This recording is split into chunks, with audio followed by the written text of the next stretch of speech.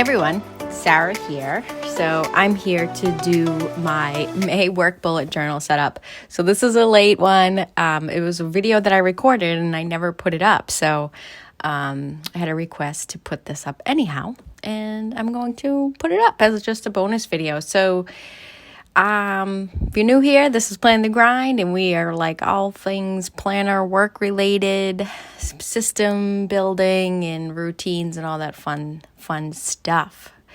So don't forget to like and subscribe if you like this video.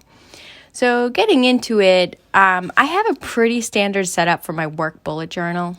The month of May was about mental clutter. For me, it was something I was working on, and I created a gratitude log, a work gratitude log in the month of April, which is what you're seeing here.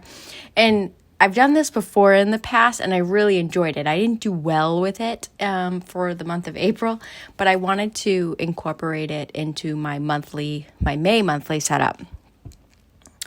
And what I like about this is just, I'm sure that we all have those days at work where we're like, oh my God, there's got to be another way.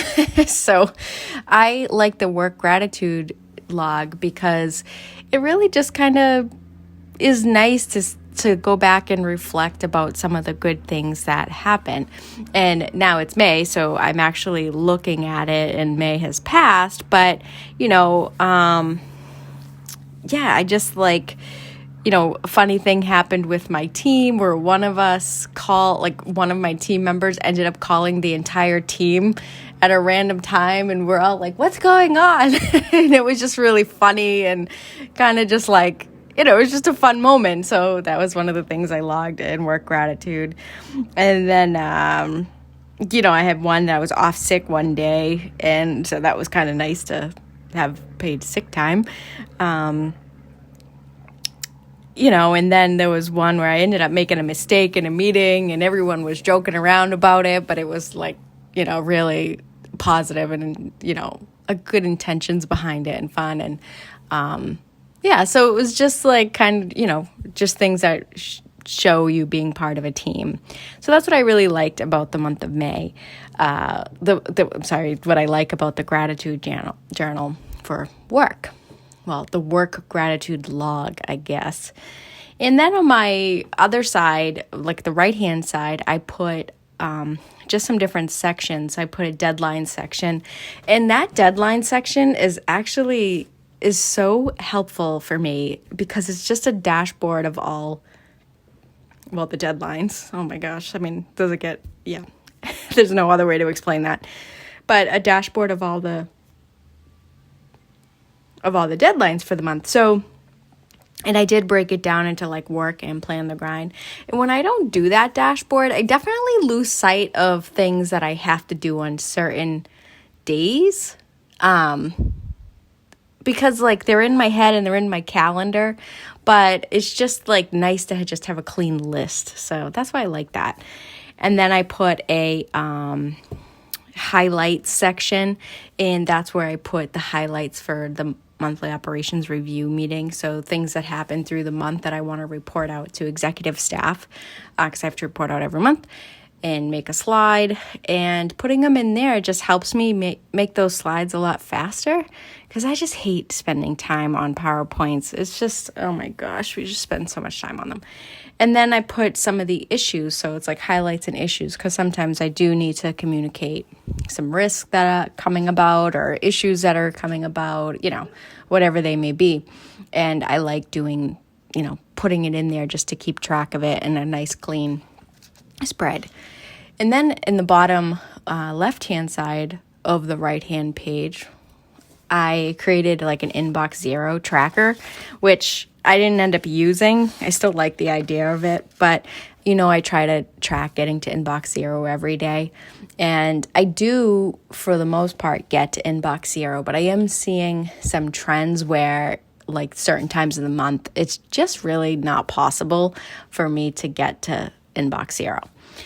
And I like to track that because when my inbox gets to zero, I definitely have a weight lifted, like the mental clutter reduces, because then I know if I get through all my emails, I know what I need to do for people, what I owe people. And when they call me, I don't feel like, and they're saying something, I'm like, did they email me? And I don't know. And it's like I can confidently speak about like why I don't have it done, or did I see it, or whatever the case may be. So I really just like having that inbox zero because it helps with mental clutter. And then I always do you guys saw me set up a really simple next actions log and a waiting on log. And I like doing that because it's where I just capture all the to-dos for work. And I just kind of, I was thinking of migrating them month over month, but I don't. I just do the monthly ones in there.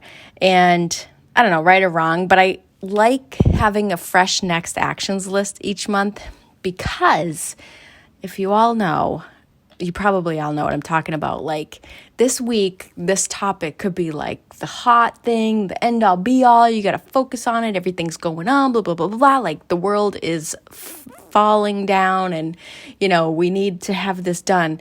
And then next week, it's like nobody talked about it anymore. So it kind of is a nice way of filtering out things that are not relevant, which anyway, it's a tactic, I don't know. But anyway, so I do like having that fresh next actions list each week. So I'm putting in the deadlines here and I'm going to my monthly spread and I'm doing my plan the grind ones and my work ones. And I really like the plan the grind ones because it's kind of my, my business that I have here, my YouTube. And I'm really the only one that is talking about the things I'm working on. And it's just like I'm a one-person employee. So at work, I tend not to forget about the deadlines because everybody's talking about them. But when you're a one-person business, you have no one to talk about it. So it's kind of nice to have that. So anyway, I hope you liked this video. And don't forget to like and subscribe and check out these other videos. Have a great day. Bye, everyone.